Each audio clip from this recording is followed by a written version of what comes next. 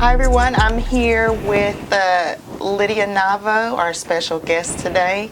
Again, my name is Jamila Robinson, one of the founding members and executive directors for Missing Pieces Support Group. And Lydia is so kind to share her story with us today. This lady is an amazing lady. Like, she's got a lot going on. And for her to be transparent about her experience with pregnancy loss to help serve this community is just a treat. So happy to have you today, Hi, Lydia. I'm happy to be here. Thank you so much. Tell us about all the things you've got going on this Oh summer. man, let's see. I work for Action Coach Business Coaching, so I'm a business coach. I have a podcast called Houston Insiders, which is a little pet project that we're growing. Yes. And then Where can the people find the pet project? Yeah, you can go on our Instagram and find us at Houston Insiders, or you can go on Spotify and listen to any of the episodes. So we're there as well. Cool. And then of course I have my two little kiddos that keep me very busy, and love to work out, love to do things, and just all over the place. Yeah, it's fun and busy being all over the place, Very isn't busy. it? Yeah, very busy. Okay, so let's get into it. Tell us about your immediate family prior to your pregnancy loss. Who was it? Yeah, so when I had my pregnancy loss, I had my first son, so Albie. He was 2 at the time, and then my husband as well. So that was our immediate family. And how did you find out you were pregnant? Well, my husband and I have been very lucky. We knew we were every time we tried to have a kid, it was first month. So we were trying, took the pregnancy test 2 days before Christmas. When my parents were coming in town, I was like, I really want to be able to tell them if I know. And so it was literally 2 days before Christmas, I took the test, and my parents showed up 2 hours later, and I was like, guess what? We have a similarity there with my loss. I got pregnant around Christmas time. Oh man, yeah. So that's what, we knew we were trying, so I took the test before my parents came so I could tell them if it was there or not. Sweet. So did you tell anybody outside of your parents? Not right then, but we were very transparent early on. This is something that I'm very open with, is a lot of people wait till that 12-week period, which Me? Yes. And I was always the type of person that was like, if I do ever have a pregnancy loss, they're going to know either way. So I wanted people to know as soon as possible, because I did want that support group if it happened. I would have told them, either way, whether there was a loss. So I didn't wait for that 12-week mark. So yeah, I told friends and family pretty much as soon as we knew. That was smart. And even though some people wait to that, that certain mark or whatnot, nobody ever really thinks about, okay, well, what if this does happen, yeah. right? That's not that's not a part of the As I found out, yes. Our thought process. Yes. So how did what were the events leading up to you knowing that something was going on? Yeah, so it was interesting. So with Albie, my water broke, went to the hospital. As soon as I started feeling cramps or contractions, I immediately got the epidural. So I didn't really know what contractions were. I didn't really know what they felt like. And so there was it was a Saturday, I can remember, I started cramping like you would a period or something. I was like, oh man, my cramps are really bad. I'm not sure what's going on. And they progressively gotten worse. And what I realized is it was actually contractions that were happening. And as soon as I started bleeding, I was like, oh yeah, we got to go to the hospital right now. And at the time I was 16 weeks pregnant, so pretty far along, past that 12-week mark, and had literally just the week before, so not even 7 days before, I had the growth ultrasound, that main one where they do everything. And I remember the ultrasound tech being like, can I save these? This is picture perfect pregnancy. Wow. And then that happened. And so it was very unexpected that anything were to even go wrong. There was nothing in the...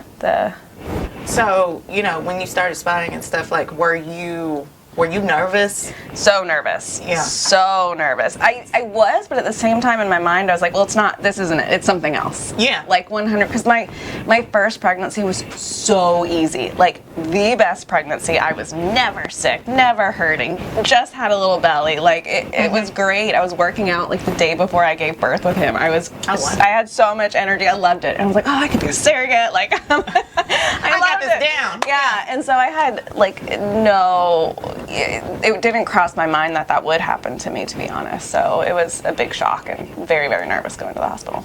Did you go by yourself? No, so we actually, my son was at home with us. It was just like a Saturday, and my husband drove me and my son to the emergency room, and we went, and they took us back. They gave us the ultrasound, and that's, in case you've never had an ultrasound, especially at this point, the ultrasound tech can't tell you anything. So even if you were to ask, oh, is there a heartbeat? I can't tell you that. Like, they're not allowed to legally tell you anything. They have to wait for the doctor to do it. So that was a waiting period that was not fun About how long did you have to wait? Because that wasn't how my experience was. Yeah, it wasn't long. I mean, as soon as we got there, we pretty much got taken back. They gave us the ultrasound pretty quickly, and then they came in with the results. I would say, I don't really remember, but maybe an hour total from the time we got to the hospital to... Yeah, that's... Oh, from the time you got to the hospital. To the hospital. Okay. Yeah. Before that, it was, a little bit longer. But yeah, we had my son there, so we had to have somebody come pick him up because they told us. And this is the other thing, like, I didn't know what to expect at that point. So they told us, hey, there's no heartbeat. And we're like, okay, so... It did take a second to go, what does that mean? And they said, you lost the pregnancy. And so then I was like, well, what does that mean? Like, most...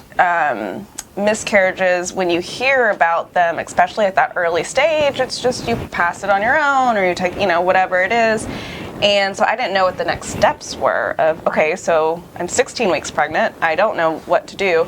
So I actually had to be admitted, and I actually had to go through birth with a baby that I was never going to see breathing. And so that was just a very traumatic experience for sure. So we were there all night, most of the next day, and luckily we had family come pick Albie up, so he didn't have to be there for any of that. So let's talk about that. What was going through your mind after they tell you, there's no heartbeat, you lost the pregnancy, you gotta birth this baby while you're here? Yeah. What are you thinking? Shock. I was like, nobody tells you about this stuff. And just like, it was truly traumatic what that day. Like, I have never in my life cried as much as I did in those 24 hours or the next week even. And my husband was also so distraught that, like, when we called his parents to come pick up our son from the hospital before we were admitted, I had to talk because my husband couldn't even find the words to say it, because it's a hard thing to say. Yeah. And it took a long time to say I had a miscarriage. To even find the words, that's so true. It was very, very hard to say that. So you didn't know, do you say that? Do you say I lost it? Do you say, like, what do you say? And so I actually didn't even call my parents. I just texted them because I was like, and they called me. I was like, don't call me. I can't talk right now. But yeah. So you give birth to the baby. What happens next? Yeah, so I have my little box that the hospital gave me, and I did not know any of this stuff, right? So they gave me a whole bunch of little things, but one thing little stuffed animals, all that fun stuff. So they put him, it was a boy, his name was Benjamin the Third. They put him in this little carrier, and they said, do you want to hold him? And at first I was actually like, no, because I had no, like, I just didn't know. And I was like, yes, of course I want to hold him. So they let Ben and I hold him and see him, and they took pictures of him, and they measured him. So we have the measuring tape, and they took all his, the date of birth. He was 6 inches long and all of that stuff. And so we got to spend a little bit of time with him, got his handprints, his footprints, and I actually have my tattoo for him. So like we said, we named him Benjamin the Third because my husband's a junior. Yes. And the 3 is for third, and then the height of the numbers, the Roman numerals, is actually the height of his handprint. Oh, so wow. How thoughtful. Yeah. Was that a part of your healing journey? It definitely was. Yeah, definitely. I wanted that constant reminder of he's still a part of our life. He's still one of our children. Right. But he's not here. So. Right. Yeah. So let's talk about the life after loss piece. How did you deal? How did you get back into the flow of things? So I will say the one thing that made it a lot easier for me was knowing that I already had Albie. So I knew that, if it had been my first pregnancy where I had the miscarriage, I think I would have been a lot worse off thinking, what if I can't ever have kids, right? That thought, I'm sure, goes through so many people's minds of what if this keeps happening. So at least I already had him, and, obviously love him, and he was there with me, and really for a week, I took off of work for a week. I literally just laid on the couch and binge watched TV and cried, and my parents came in, and it was a week of absolutely nothing, and then it was about a couple more weeks of pretending. Right. Coming to work and just sitting here. Right, going out with friends and just sitting there, and it took a while to process, for sure. Were, the people that weren't your family, how supportive were they? How many knew? I mean, all of our friends knew, all of our family knew, my work knew, all of my clients knew, because it was far along. I mean, you could physically tell I was pregnant at that point. Yeah, It was my second one, so I showed a lot earlier.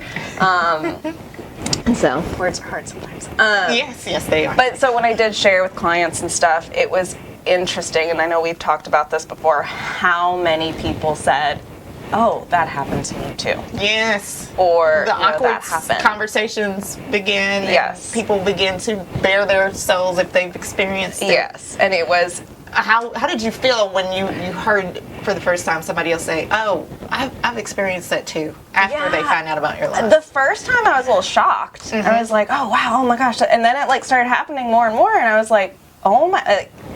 I wasn't so much shocked, I was just sad. Like, oh my gosh, so many people go through this, and maybe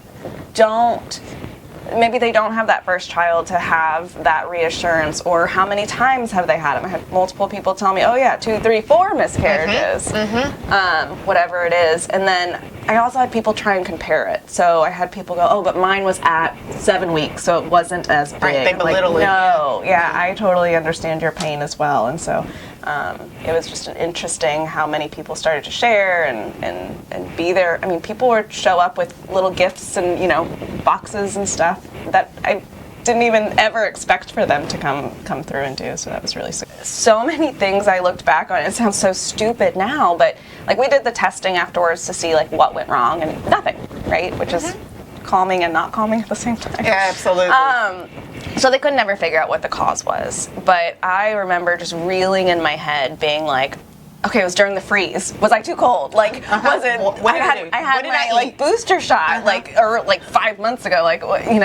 All of these things, and I'm like, what did I do 4 years ago that made this happen? And it took a long time for me to realize that it just happens, and it happens often. Nobody can explain it sometimes, but yeah. Absolutely. So, when did you guys decide to try again? Immediately after, actually. Yeah. Really? Pretty much as soon as our doctor, because I always just knew I wanted my kids close together.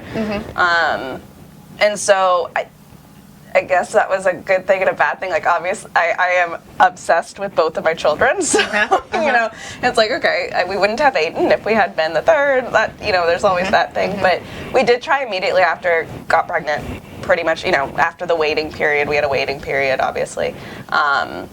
What were your thoughts as you got pregnant again? Now Terrified. that you're aware. Yeah, Terrified. now that you're aware, oh, this could happen? Terrified. I cannot tell you how many times I went to the doctor out of the ordinary scope of going to the doctor. Right. I had so many more ultrasounds that paid for out of pocket. I had so many telehealth visits with doctors because I was just I don't know. So many different blood tests because I was just always scared. And I didn't ever have that security of, for the first ones I was 12 weeks. Yeah, I'm good.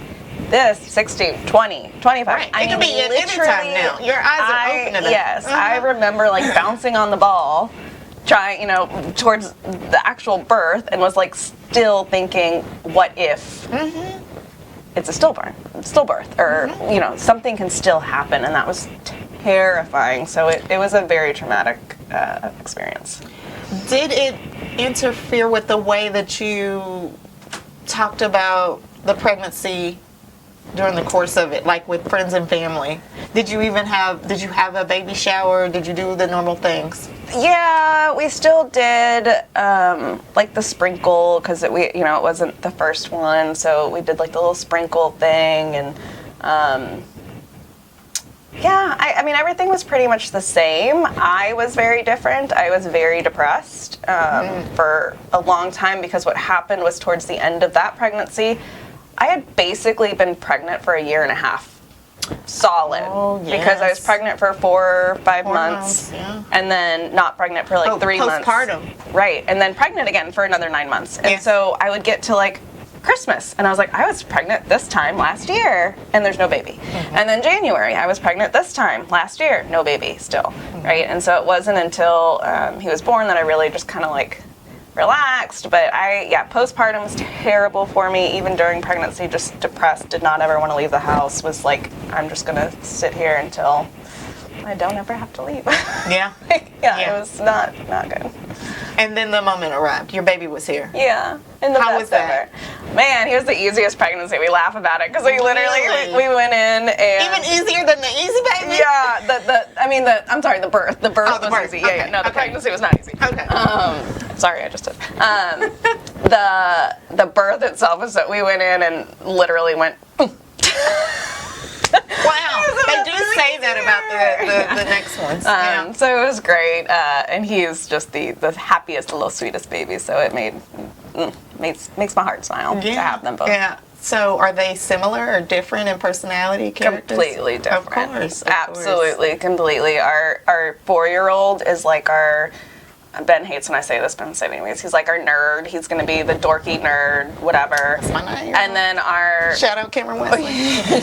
and then our 1-year-old's going to be, he hates this, the dumb jock. He's going to be the dumb jock. Like that dude, he's a tank and he likes to bulldoze things and tackle things and jump off things. And steak and potatoes. yeah, and he was late to walk. He doesn't really, say many words except for screaming. So I'm like, he's going to be our linebacker, just, jock. Yeah, But it's so fun to watch them grow. yeah. And but they love each other, and the way they wrestle together and stuff is just the cutest. So That's great. yeah. Well, if there were any words of advice that you would give to someone who's currently in this moment, going through it, not sure how they're going to make it through the day even, what would they be?